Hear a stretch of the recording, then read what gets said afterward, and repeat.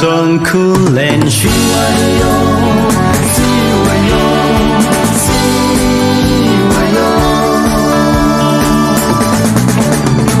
trong mây giông ngân thâu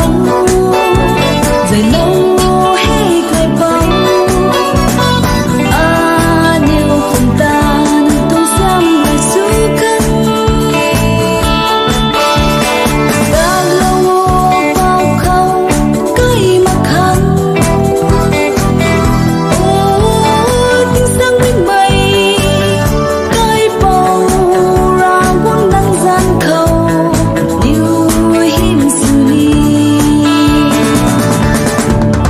sông khu lên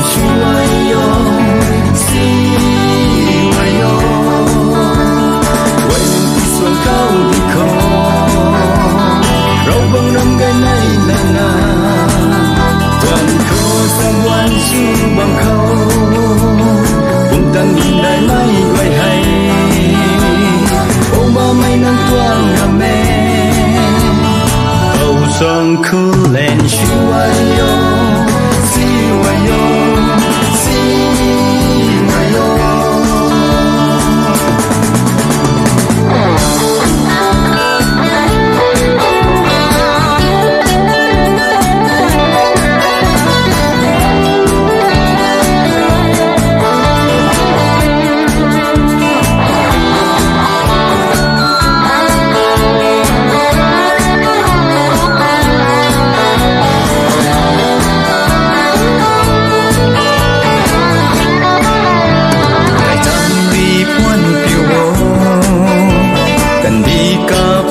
ta đến khó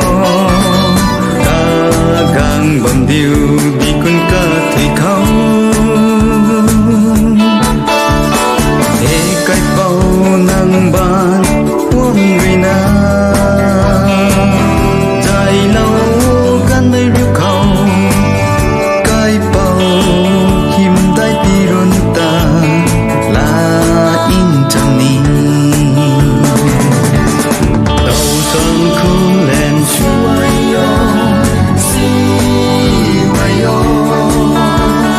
quay đi xuống cao đi khó rau bông năm cái này là na đằng khô sang quan chu bằng khâu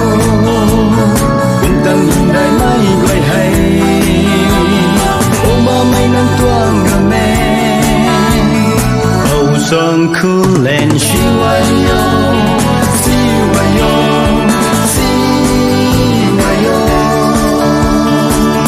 sông khu lên